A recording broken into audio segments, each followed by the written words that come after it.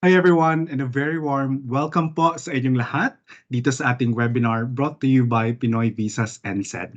Nasaan ka man sa mundo, in New Zealand ka man, Canada, Australia, the United States of America, Saudi Arabia, Qatar, and United Kingdom. Good to have you po ngayon ulit, ngayong gabi. Lalo na sa mga viewers natin, Lisa, sa Philippines, di ba? Tama. Metro Manila, saan pa ba?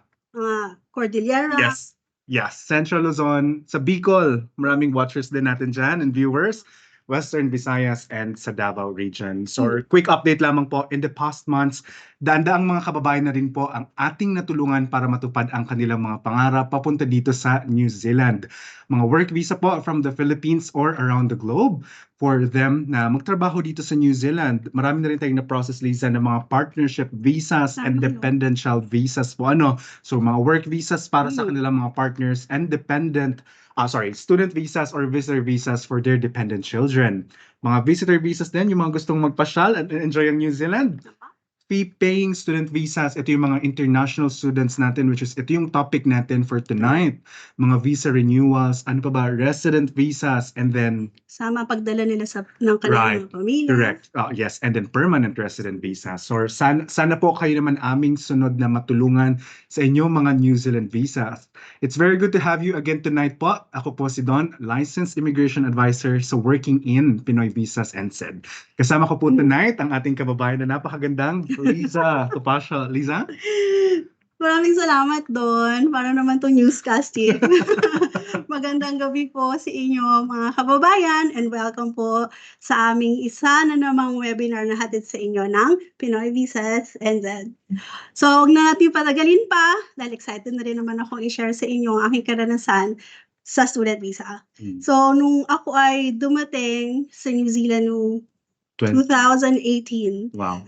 As a fee-paying student visa holder. Yeah. So, ito ay tinuturing ko talagang investment kasi hindi rin talaga siya mura. Yes. But eventually, nadala ko ang pamilya ko dito, kasama yung aking asawa at yung mga anak ko. So, nakapag-work din ako while studying, which is good. So, it helps me as well do sa costing, ganyan. Yeah. And then, at the same time, yung asawa ko naman, nagpunta dito, nag-work din siya. So, he had open work conditions. So, nagtrabaho siya kahit saan, kumbaga saan gusto niya. Flexible, yeah. Dito sa New Zealand. And then, na-complete ko na yung aking course. Of course, binigyan naman ako ng Immigration New Zealand. In fairness, ng post-study work visa. Yeah. So, it's an open work visa. Flexible again. Flexible na naman. Yeah. So, pwede ako mag-work kahit saan ko actually gusto. Right. Kung anong gusto kong industry, kung gusto kong matry. And then, eventually, ang ating goal ay naging resident. Ay, kumbaga, nag-qualify na kami for residency and then nag-apply kami ng resident visa. So, ngayon, resident visa na rin kami ngayon. Congratulations. Ako pa ba ata yung aking intro? So anyway, we discuss the opportunities to study here in New Zealand and why you should seriously consider New Zealand as a destination to come and study. Right. So talagang inspiration ka, Liza, kasi nag-start ka bilang student visa holder, nag-study ka dito, nadala mo yung partner and family mo dito. Si partner nag-open work visa, so flexible siya. Yes. And then good thing na talagang may resident pathway ka. Naging resident na kayo eventually. So yun nga po, di ba? Very inspiring yung kwento ni Liza. Pero nagsa-start pa lang tayo. So tonight, we will discuss in detail po yung studying sa New Zealand, bringing your family while you are on a student visa, yung mga New Zealand tertiary courses po na mafa-fast track ang yung residence visa, ang future employment options nyo dito sa New Zealand, and paano namin kayo matutulungan. So tonight, i-discuss natin yan. So quick disclaimer lamang po na this presentation contains general information po lamang as of the current date and maaring subject to change. So please note po na ang presentation na ito should not be a replacement for legal advice, and you must always seek professional advice relevant to your own particular circumstance, or mag-contact lamang po sa ating mga licensed immigration advisors sa working in and Pinoy visas and said para sa mas tailored na advice. So again po so sana po ma-enjoy niyo itong webinar namin na ito. Very maraming opportunities talaga ang naghihintay sa inyo para mag-study dito sa New Zealand. So wag na natin patagalin pa, Liza. So first, Liza, bakit mo nga ba napili na mag-study dito sa New Zealand? Oo.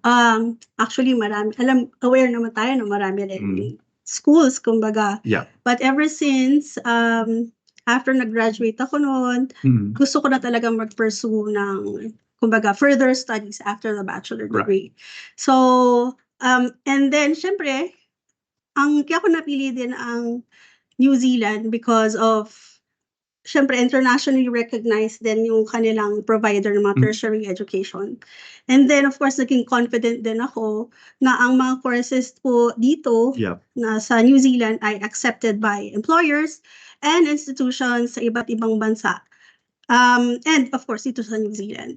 Ang working in Pinoy visas po ay clients din ng mga accredited employers dito sa New Zealand. Yeah. So, bilang international student, syempre gusto ko ma-experience noon ng Kiwi lifestyle. Yes. So, bukod pa dito, New Zealand is one of the world's best places to live. It is. And study. So, na-experience ko dito yung high-quality education. Wow. So, as I said earlier, globally recognized ang qualifications dito sa New Zealand and talaga naman pong quality-assured education ang sistema. So, and then, number 2, work-life balance. Talaga naman unbeatable lifestyle yun, di ba? And sino bang may hindi gusto ng work-life balance? So, it's just, feels so amazing to study in such a place na very supportive ang school environment. So, multicultural din ang mga dito sa New Zealand. So, as an international student, feeling ko talaga fit ako. At sobrang saya na dami ko nakikilala iba't ibang klaseng tao. Nakapag-build ka ba ng network mo dito sa New Zealand? Of course, actually. Baka mamaya may viewers dyan, mga classmates ko pa. So, marami kang Pinoy na classmates? Yes, sa class namin noong time na yun, yung batch ko, parang majority are Filipinos. Pinoy talaga. Yeah. Talagang meron din talagang gusto rin mag-aral. So baka, kasi isa yan sa mga viewers na gusto nyo mag-aral. Resident na po sila ngayon. Of course, kasama rin namin na resident na sila. At nakapagdala na rin sila ng kanilang mga pamilya. Tapos, ano pa ba? Work ready. So, syempre, pag sinabi mo na work ready ka na, noong nagsa-study rin ako, meron din po rin internship. Yeah. So, nakapag-build ka na rin slowly ng, kumbaga, network mo ng New Zealand. And at the same time, meron ka na rin New Zealand work experience. So, na-expose ka doon? Na-expose talaga ako ng, kumbaga, maganda. Yes. Noong nag-aaral pa rin ako niyan. So, nung nag-aaral ako, dahil doon sa 20 hours na binibigay na doon sa conditions sa student visa ko, na kumbaga na-experience ko na while studying yung aking work. Nag-work ka na din at the same time. Yun, kaya nagkaroon ako ng exposure kung paano sila. Kasi it's iba talaga yung work environment sa Philippines and dito. Yeah. So ano pa, very peaceful ang New Zealand and very safe. Nainganyo talaga ako dito because of the safety. Right. Kasi syempre, if I'm going to bring my children, gusto ko talaga na dalhin sila dahil nga sa globally recognized ang New Zealand. I think second, di ba, ang New Zealand sa safest country? Second. Yes. Most peaceful place. Yeah, nabasa natin yan. So, nakakapaglakad nga dito mag-isa, yung anak ko going to school. Yeah. And when he was 10 years old, believe it or not, nakapag-public bus siya mag-isa to school. Nice. So parang pante ka. Yes. Yeah. Kasi makikita mo rin with the public transportation available in New Zealand, you can track nasa na sila by that time. Right. So it's very, kumbaga yung peace of mind mo, okay, nandun. So speaking of public transport, i-greet natin, i-shout out natin yung mga bus drivers natin, Liza. Hello po sa mga bus drivers natin. Minsan nagbabas po ako, nakasalubong or nakasakay natin sila, di ba? Tama. So hello po sa inyo if you're watching right now. Like and share this webinar. Yes, please. Tapos, and siguro lastly, meron government policies na they really support the genuine pathways Yeah. to a resident visa. So, napakaganda po ng immigration system dito. Talagang supported ka. Of course, kapag skilled ka. Yeah. Ika nga in demand kasi meron ka ng education, tapos skilled. Mas magiging skilled ka na rin. Right. So, bilang naka-student visa pa ako noon, I was confident na hindi lang ako mag-aaral dito pati. And I'm sure madadala ko rin yung mga pamilya ko dito. For Dito na ako long-term talaga. long term talaga siya. Kasi as I said, investment. Yes. So, syempre, tulong ito ng mga licensed immigration advisors tulad ni Don at of course working in ng Pinoy visas. Kaya po, resident Visa holder ka na. Hindi lang ikaw, but yung Of buong course, pati family yung mo family. talaga. No? So that's very nice to hear, Lisa. So, speaking of family Don, Yep. paano nga ba madadala ang iyong mga pamilya habang naka-student visa? Right, that's a good question, Lisa. And then yan din yung next topic natin dito. So bringing your family while you are on a student visa. So talagang very important nga to consider na may mga changes sa immigration policies na related po sa international students na kung sino po yung hindi makapag-support ng kanilang partners on a partnership visa dito sa New Zealand. So syempre po, partnership visa as well as pwede din namang supportahan yung inyong mga children. Mamaya I will discuss in detail. So kung yung visas po for your family, ito po yung pwede nilang i-apply. Makinig po na mabuti. So pag student visa holder ka po, you may support a work visa for your partner or student visas for your dependent children. You can also support a visitor visa for your partner and children if you hold a student visa. So mamaya po i-explain natin ito in detail. So kung work visa po, ano po yung ibig sabihin ng work visa? So pag work visa, with a work visa, your partner can work in any occupation and for any employer dito sa New Zealand. Stay po kayo for the same length of time as your student visa. For visitor visa naman po, pwede namang visitor visa, ang ibig sabihin yung partner mo and child can visit you or magbisita dito sa New Zealand while you are studying in New Zealand and stay for the same length of time as your student visa. Na-mention ka din ni Liza na sinuport niya. Nung naka-student visa siya noon, sinuport niya po ang kanyang partner ng visa, ng work visa, I mean. So pwede siya mag-work in any occupation for any employer in New Zealand. And same length of stay, ibig sabihin same yung visa duration nilang dalawa or yung expired date. Yeah. Now, student visa naman po, kung ang inyong mga dependent children na ma-approve po yung kanilang dependent child student visa, pwede po sila mag-study as domestic student at any primary or secondary school dito sa New Zealand. Domestic students, Lisa, which means Free tuition. So, ibig sabihin po, wala pong bayad or free tuition nga po ang inyong mga bata, inyong mga anak dito sa New Zealand. Now, it's important to note, sino ang pwedeng mag-support ng visa sa kanilang family? If you are studying a Doctor of Philosophy or PhD po at a New Zealand university, pwede po kayo mag-support ng work visa for your partner, student visas for your dependent children, and visitor visas for your partner and dependent children. Ulitin ko lang po, if you are studying a PhD sa New Zealand University, pwede po kayo mag-support ng work visa for your partner, student visa para naman sa inyong mga dependent children, and visitor visas po for your partner and dependent children. Now, if you are studying naman po o nag-aaral kayo ng level 9 or 10 qualification, ano nga ba yung level 9 and 10, Liza?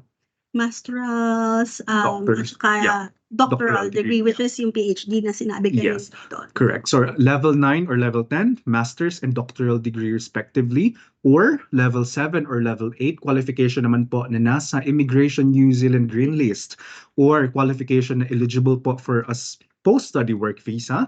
Maaari po kayo mag-support ng work visa for your partner and visitor visa for your partner and dependent children. Ulitin ko lang po, kung level 9 or 10, master's and doctorate degree, or level 7 or 8 qualification na nasa INZ Green List or qualifications na eligible for a post-study work visa, pwede po mag-support ng visitor work visa for your partner and visitor visa po for your partner and dependent children. Kung yung partner naman niyo po mag-a-apply ng work visa as a partner of a student, then maaari po siyang mag-support ng student visa sa inyong mga dependent children po. So yung partnership, ibig sabihin kailangan nila Liza i-meet dito yung living together Yes. in a genuine and stable relationship. So napaka-important po nito na ma-prove nyo ito sa Immigration New Zealand. Ito po ang expertise natin dito sa Pinoy Visas NZ and sa Working In. Now, yung mga dependent children naman, Liza, these are the dependent children po, dapat age nila 19 and below, single, no children of their own, and dapat sila po ay financially reliant sa inyo. So, pwede po itong i-lodge all together. Ulitin ko lang po kasi ito yung mga common na tinitake ng mga students natin dito. If you are studying a level 9 or 10 qualification, master's or doctoral degree, or level 7 or level 8 qualification po na nasa ayon sa green list or qualifications eligible for a student post-study work visa, pwede po kayo mag-support ng work visa for your partner and visitor visa po for your partner and dependent children. Yung partner nyo po, pwede mag-apply ng work visa as a partner of a student visa holder, and then pwede niya supportahan ng inyong mga dependent children. So alam ko po it sounds complicated, so mas maganda po na may advice talaga kayo and guidance sa ating mga licensed immigration advisor sa Working In and Pinoy visas. Very important, Lisa, right? So kailangan i-prove niyo ulit ang iyong partnership, like living together in a genuine and stable relationship. Again, dependent children, dapat po sila ay age 19 and below, single, no children of their own, and dapat kayo mismo ang nagbubuhay, financially reliant sa inyo. So, ang Working In po and Pinoy Visas NZ po ay tutulungan kayo sa inyong mga family visas para less hassle na po ito sa inyo. I know marami sa inyo ang interested na ngayon pa lamang, so register your interest na po. Take the first step with our free appraisal. Link in the comment below. So nakikita dito sa link, mamaya ang ating chat po ay active. Yung comments, keep the comments po na marami mag-comment ngayon. So nasa comment section po yung link natin. Marami na po tayong natulungan ng mga student visa holders, and maraming kababayan na rin talagang na-experience na mamuhay dito sa napakagandang New Zealand. And sana, Liza, sila naman yung next na masuportahan natin. Okay. Wow. Thanks doon, ang haba. Pero I think that's very helpful.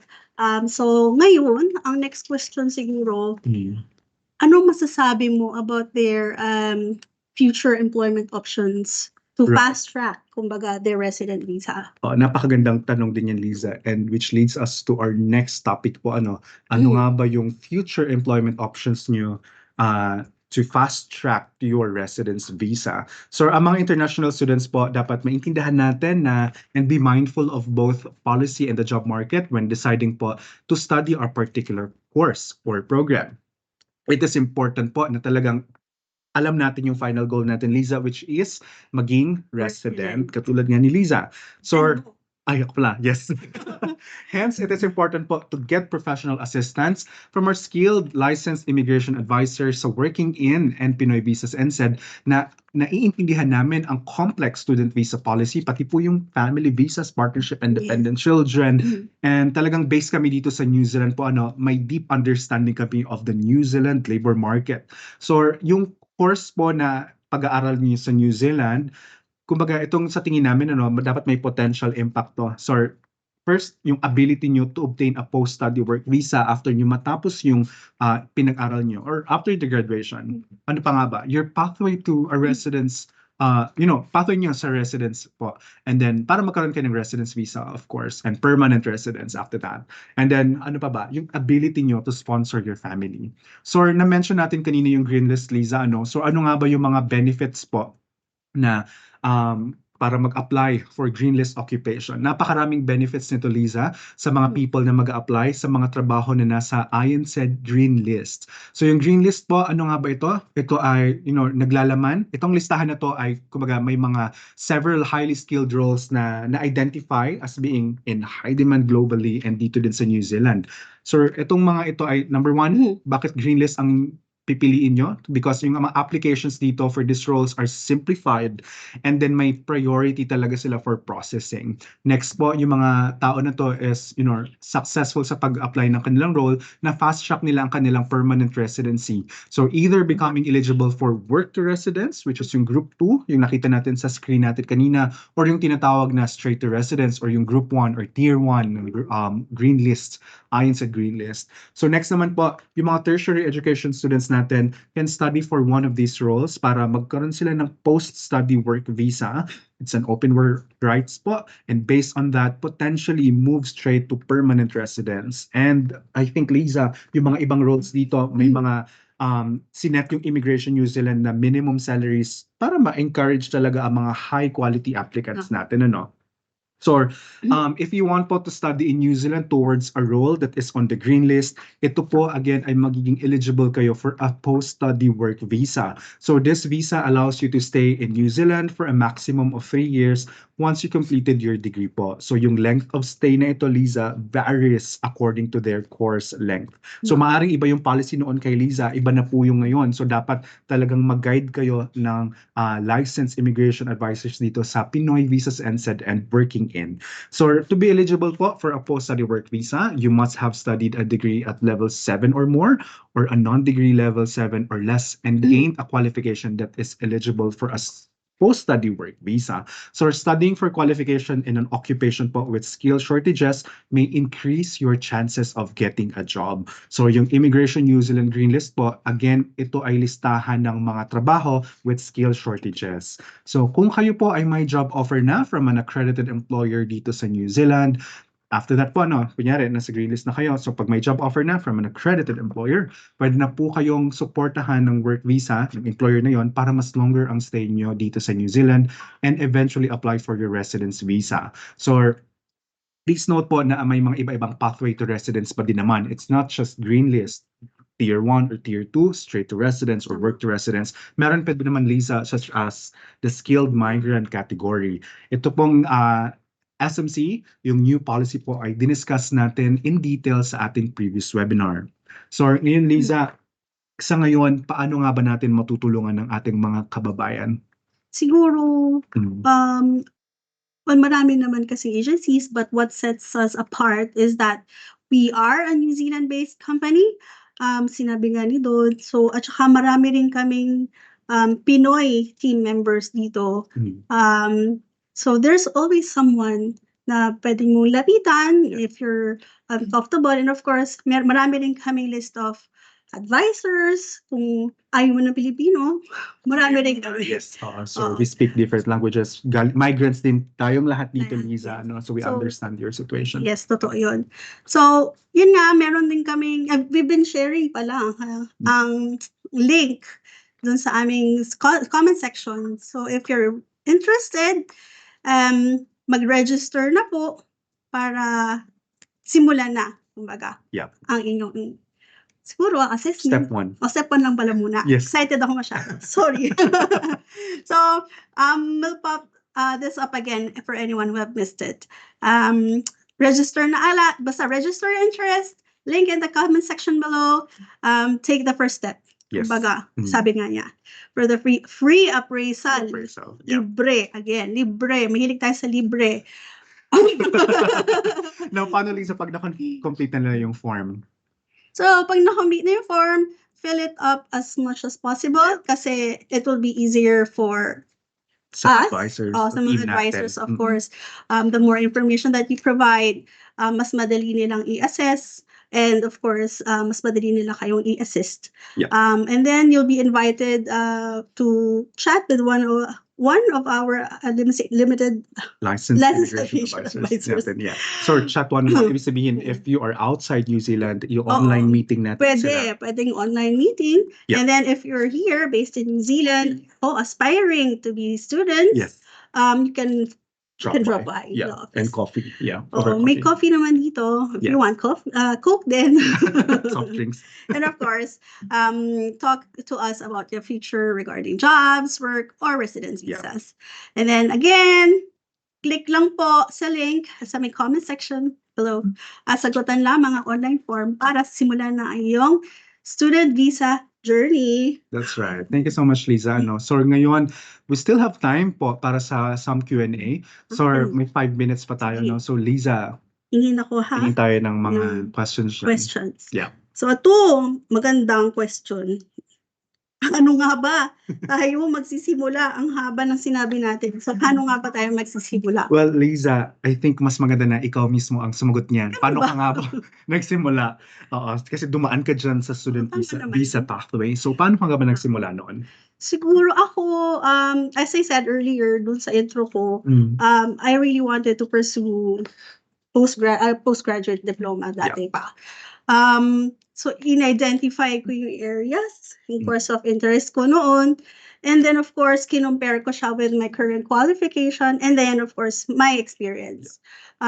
Dapat talaga continuous yung pathway. Right. And then of course, understand mo rin yung post-education. So after studying, ano ba yung career opportunities mo? Of course, after studying here in New Zealand. And And maybe abroad kung gusto mo lumabas ng New Zealand, right? oo, kasi nga, and it's yung degree nga, as I said, is internationally recognized. Yeah, recognized. So, hindi lang dito sa New Zealand, whether if it doesn't work for you, you can always go back. Still, Well, yeah. Pwede lumipat. oo nga naman, kapitbahay. Pero dito na muna. Yes. And then, of course, pinaulit-ulit ni Don, importante na you seek a professional advice. So, seek a licensed immigration advisor. Comment down. Comment So, down. I'll register your interest po sa amin dito sa Working in Pinoy Visas NZ. Yeah. Link ulit sa comment section. And then, after yan, alam mo na, so mag-identify ka na ng mga tertiary education institutes, and then yung start dates mo, kailan ka mag-start. Yeah. Yeah, oo. Kasi iba rin yung intake ng dito sa New Zealand versus Right. sa Philippines. Yes. And then, of course, ito, intindihin na natin ang financial requirements. So, pera. So, both the tuition fee and cost of living, kailangan mo nang i-budget talaga. Yes. As I said, investment talaga yeah. siya. So, sabihin, instead of bibili ka ng property sa Philippines, might as well invest. Kumbaga, this is your future. Yeah. And yung future din ng family. Oo, hindi lang sa'yo. Mali mo naman single. Oh, yes. Or dito na lang siya makahanap ng Dito partner. na lang, yeah. And then, of course, start working with your professional na para lang they could help you plan. Yeah. Kumbaga. And then, ano na ba sunod? Tapos, apply. Oh, yan, tama. These are English requirements. Paano naman yun? Oh, yeah, that one. So, English requirements, merong mga IELTS, meron din silang maraming review agency ba tawag doon? Yes, review centers. Yeah, review centers. So, nag-review center din ako kasi I wasn't that confident with my English skills. That's fine. And of course, it helps din. Pero some of them are free, like online. Yung tama naman. Gusto mo lang, marami rin available sa YouTube. Yeah. Actually, ginamit ko rin siya for practice, ganyan. And then, madali lang din naman kasi it's our second language is English is our second language. So, wag matatakot. Meron kasi akong mga nakikilala na they're, kumbaga, scared or of taking the English test. Right. Kasi it's expensive na naman to redo it. But still, I guess madali naman siya. PTE, ang ginawa mo is PTE. So, PTE, you got IELTS, and ano isa?